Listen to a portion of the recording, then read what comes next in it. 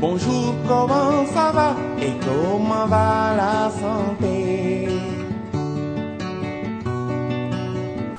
asalaamaaleykum c'est internaute c'est téléspectateur ñoo ngi am mbégte ak contentement leen présenté waa seen beneen émission fagaru leen ñu nekk ci centre de santé de Diourbel am fii comme docteur Guèye mu nekk ci laboratoire bi au niveau de la structure sanitaire ñu war a waxtaanee moom li nga xamante ne ni mooy hépatite B docteur ñoo ngi lay nuyu la wax nga nuyu ak ñi lay seetaan. maa ngi lay fay Ndeye di nuyu képp ku ñuy seetaan di la wax dalal ak jàmm. alors docteur tey nag ñu bëggoon waxtaan li nga xamante ne ni mooy hépatite B mu nekk benn maladie boo xamante ne ni gaa bëri na c'est rare nga koy dégg mais yaana ñu bëggoon xam lan mooy hépatite B. jërëjëf Ndeye hépatite B suñ ko bëggee définir littéralement. hépatite signifie inflammation du foie. Pourquoi le terme hépatite B? Parce que c'est causé par un virus qu'on appelle le virus de l'hépatite B. Donc en dehors de ce virus am na yeneen virus yu mun a joxe hépatite. En d'autres termes il existe d'autres types d'hépatite. am na hépatite A, am na hépatite B, am na hépatite C, am na hépatite D, am na hépatite E. Mais hépatite B bi lu tax ñu war ci waxtaan tey parce que daf leen gën a bari ci Sénégal. Depuis li muy causé ci dégâts bari na trop. kon li muy causé ci dégâts bëri na trop ba tax na loolu yëpp nag dañuy bëgg a xam lan mooy cause yi par exemple lan moo joxe hépatite B bi. Cause bi wax naa ko ci samay début de propos hépatite B li koy joxe mooy benn virus c'est une maladie virale. Virus bi koy joxe ñu ngi koy wax le virus de l'hépatite B. Virus du même nom que la maladie. amul leneen lu koy joxe. lu dul loolu. virus de l'hépatite B mooy joxe hépatite B. est-ce que docteur y en a des types par exemple am na ay formes de hépatite B wala benn façon hépatite B rek moo am. bu ñuy wax benn façon moo am. mais benn hépatite B bi mun na présenter sur différents types de formes. am na li ñuy wax hépatite aiguë. am na li ñuy wax hépatite chronique. inactive am na li ñuy wax hépatite chronique. active. hépatite aiguë bi. On l'appelle même la maladie silencieuse le plus souvent hépatite B noonu lañ koy woowee maladie silencieuse. lu tax ñu koy woowee maladie silencieuse mun na nekk sa biir yaram di def li muy def ci biir te yow doo ci yëg dara. wala jour ba nga koy yëg dara. fekk na c'est trop tard pratiquement. est-ce que ñoom type de hépatite yooyu ñoom ñoo bokk benn mode de transmission. Même mode de transmission la même virus bi moo koy joxe. quand on parle de virus de l'hépatite B. Mais dans la manifestation, il y a la forme aiguë, il y a la forme chronique inactive et la forme chronique active. Forme aiguë bi le plus souvent du am signe clinique. Le plus souvent on parle de forme asymptomatique. Mais nag yenn saa yi dina am signe yi muy gën a am. moom ñu koy wax céphalée bu ñu koy wax mooy bopp bi métti. mun na am nausée. vomissement. mun na am aussi li ñuy wax arthralgie. Le signe majeur on l'appelle ictère. Ictère bu ñu koy bëgg a expliquer en termes terre à terre mooy peau bi di jaune. les muqueuses par exemple ci bët yi tamit aussi day jaune. saw bi aussi coloration bi day foncé. même soo demee woon ak sa sel yi ni mu waroon a mel. du ko mel on parle même de sel décoloré. mais est-ce que c'est lié à d'autres maladies comme par exemple boo waxee jaune rek suñu xel day dem ci fièvre jaune. non ça n'a rien à voir. amul yeneen maladie yoo xam ne c'est lié à l'hépatite. ictère bi le plus souvent c'est une comment dire manifestation typique de l'hépatite que ça soit hépatite B, A, ainsi de suite. Manifestation typique là quand le foie est touché la manifestation c'est l'ictère le plus souvent. Mais on n'a jamais la preuve tant que defuñu le test sanguin. Est-ce qu'il y a une mode de contamination? Effectivement, il y a plusieurs même modes de contamination. C'est ce qui explique d'ailleurs que cas hépatite yu bëri nii au Sénégal. Ou même dans le monde. Parce que mode de contamination c'est très facile. Comme mode de contamination mun nañu wax ne hépatite B feebaru sëy la d'abord. ñaari couple mun nañ ko wàllante. jëkkër mun na ko wàll jabar comme jabar mun na ko wàll jëkkëram. Salive maanaam tuflit mun nañ ko ci wàllante. tout ce qui est liquide biologique. loolu bu ñuy liggéey ci hôpital yi wala ñuy liggéey ci laboratoire yi. dinañ ci gis seen bopp dinañ xam li may wax bu baax. tout liquide biologique contaminé est susceptible d'être comment dirais-je, un produit contaminant pour l'hépatite B. Ok, docteur, léegi mën nañu xam comment se présentent les symptômes de la maladie. Symptômes yi waxoon naa ko au début xawoon naa ko brosser tuuti. Phase aiguë bi le plus souvent du am symptôme kenn du gis dara. Ok. yow sax doo xam ne am nga hépatite B. booba mu lay daanelee. wala ñu ne la yow mi apporteur sain nga du la mos a daaneel. mais si ñi ñu ci gën a remarqué. mooy li ma doon wax léegi bopp bi métti. nausée. vomissement maanaam nit bi di wàccu. arthralgie maanaam ay méttit au niveau des articulations. Le reste c'est les signes de l'ictère mooy jaunesse bi ma doon wax. peau bi di jaune wala muqueuse yi. urine foncée sel décoloré. yooyu daal mooy signe majeur yi nga xam ne. mooy signe hépatite aiguë. mais il faut signaler que le plus souvent c'est sans symptôme c'est asymptomatique. kon symptôme bi apparaître rek ça veut dire que le mal est déjà fait le plus souvent. Est-ce que nekkul ni mu bëriwul symptôme wala symptôme bi ni mu mettiwul trop moo tax nit ki du ko am lan moo tax parce que c'est pas dangereux wala. genre si c'est effectivement dangereux. Et puis c'est ce qui fait la dangerosité même c'est la dangerosité parce que c'est une maladie silencieuse. fi mu lay faagaagalee. fekk na c'est trop tard. pratiquement amul symptôme. jour bi ngay gis symptôme yi mooy on est pratiquement dans la phase maladie de l'hépatite B. Donc diagnostic bi nan lay demee fii au niveau de la structure ñi nga xamante ne ñoo amee maladie hépatite B bi. Bon diagnostic bi c'est d'abord un diagnostic clinique parce que quoi qu'on dise da ngay jaar d'abord ci sa médecin. nga expliquer ko sa symptôme di lay métti. après moom dina suspecter une hépatite B. mais du am preuve bi. tant que envoyé ko au laboratoire ñu def le test sanguin mooy la sérologie. test bi dañ koy def fii au niveau de la c'est structure disponible au niveau du laboratoire du centre de santé. tant que defuñu test bi quels que soient les signes parce que signes yi hépatite bi am mën na ko partager ak yeneen hépatite wala mu partager ko ak beneen hépatite boo xam ne nekkul hépatite virale. parce que je rappelle aussi que hépatite mooy inflammation du foie. virus mën na ko joxe médicament mën na ko joxe. alcool ñi naan alcool mën nañ ko am. mooy ñi naan. di mandi mën nañ ko da koy joxe. dina joxe hépatite. mais di joxe hépatite B. ok mais la preuve que nit bi am na hépatite B ou pas. preuve sérologique rek moo la ko mën a jox.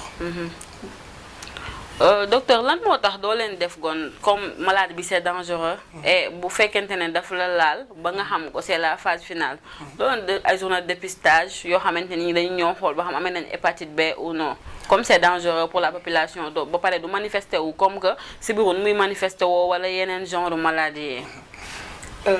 effectivement comme li nga wax noonu dëgg la on devait organiser même des journées de dépistage. mais population bi aussi war nañu am la culture de se dépister. avant de tomber malade.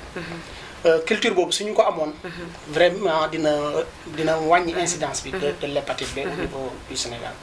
donc il faut que population bi am aussi culture ñëw xëy.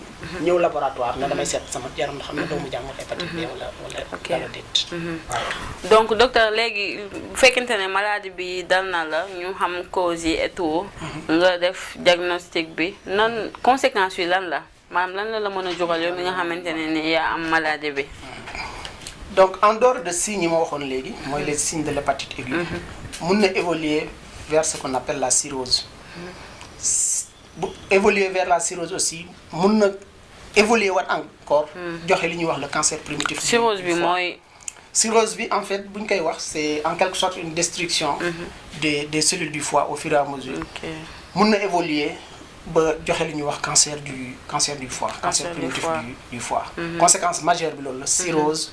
cancer primitif du foie. terme yi expliquer ci wolof peut-être dina xaw a jafe. mais la finalité cirrhose la cancer primitif du foie. ok donc est-ce que vous recevez souvent malade yoo xamante ne dañuy amee hépatite B nga consulter malade bi rek xam ne dafa amee hépatite B est-ce que da ngeen ci am souvent ay cas yu bari wala benn rek lay am comme maladie bi c'est rare donc. bon je rappelle que ici nekkul service de consultation. Le malade est consulté dans les services cliniques. Après ñu envoyé ñu ko pour un test sérologique. Mais pour dire vrai, il y a beaucoup de cas. Même dans Diourbel. Il y a beaucoup de cas d'hépatite dans Diourbel. Léegi traitement bi nan lay demee au niveau de la structure. Traitement bi aussi c'est le médecin qui traite. ñun suñu defee suñu diagnostic sérologique. on remet le résultat au patient. Le patient est retourné vers son médecin traitant. Mu def la prise en charge. Néanmoins ñun suivi bi dinañ ko def, il y a un suivi biologique qui est fait. Nekkul da ngay traiter rek joxe ay garab. Il y a une évaluation à faire à chaque fois. Il y a aussi comment dirais-je, un bilan hépatique. Bu ñuy wax bilan hépatique, xool ndax foie bi dégradation fu mu toll. Il y a beaucoup de paramètres à doser comme les transaminases, comme li ñuy wax la bilirubine, comme li ñuy wax aussi le taux de prothrombine. Yooyu yëpp dafa bokk ci bilan de suivi, bilan de diagnostic hépatite B. Est-ce que tamit la prise en charge nekkul loo xamante ne c'est trop cher ba tax na maladie bu fekkente ne ngeen fi am ay maladies est-ce que dafay am ay suivi par exemple dañuy def seen traitement à vie wala ba malade bi dañ wala dañuy arrêter parce que prise en charge bi dafay cher si ñoom de trop. D'abord il faut signaler que du cas yëpp lañ war a traiter. Hépatite B am na ñoo xam ne c'est des porteurs sains am na ñoo xam ne c'est des malades. Les porteurs sains jaruñu traiter. mais du leen wàññi dara. Du leen wàññi dara mais pour savoir est-ce que. porteur sain bi mooy ki nga xamante ne dañ ko wàll ci yaayam. wala ci papaam porteur sain mooy koo xam ne am na doomu jàngoro bi. mais bu ñu defee les investigations les bilans sérologiques on a constaté que lii du hépatite boo xam ne day évoluer. dina chronique mais c'est inactif. Chronique inactif c'est-à-dire toujours nit bi dina am doomu jàngoro bi. mais du ko mos a daaneel feebar. Néanmoins nag am na yenn mesures hygiéno-diététiques yi ñu koy jox mu respecté ko. parce que le foie est sacré et c'est à protéger. Sinon ñi soxla traitement. en fonction du bilan et de l'état clinique. le médecin traitant dina apprécier. s'il y a nécessité de traiter ou pas. Le traitement existe. Mais le traitement ne permet pas de guérir complètement la maladie. Donc traitement bi lu muy def mooy. traitement bi c'est à vie. C'est à vie et li muy def mooy arrêter comment dirais-je la multiplication du virus. Ok mais est-ce qu'il y a un moyen de continuer sa traitement bu fekkente ne ni malade bi loxoom jotul ginnaawam est-ce que am na moyen boo xamante ne dina ko permettre mu mën a continuer ay traitement wam. Par exemple am na ay types de traitement yoo xamante ne nii c'est moins cher. Bon, bu ñuy wax traitement moins cher en médecine, deux types de médicaments là, les spécialités et les génériques. Les spécialités sont plus chères que les génériques. Les génériques existent, mais quand même, de toutes les façons, les médicaments coûtent cher pour le traitement de l'hépatite. Ça coûte cher au Sénégalais lambda. Nan la ñuy def nag ba mën a prévenir li nga xamante ne ni mooy l'hépatite B, la prévention.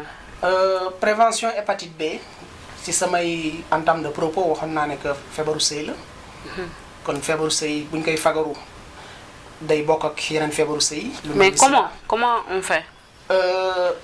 feebaru sëy d'abord buñ ciy wax li ñuy wax fidélité d'abord su fidélité mënul am ñu wax li ñuy wax abstinence su abstinence mënul am protection. En dehors de cet aspect sexuel. am na yenn comportement yoo xam ne aussi mën nañ ko changer. comme par exemple bokkante aigu. war nañ ko mën a bàyyi. bokkante brosse à dents. war na mën a ñàkk ci kër gi. quelle que soit la situation de la famille. mais docteur est-ce que c'est juste ça bokkante brosse à dents genre. est-ce que doo wax tamit ñi nga xamante ne nii sont des copains copines amuñu benn relation boo xamante ne nii c'est je ne sais pas mais am na ce qu'ils font des trucs yooyu tamit est-ce que.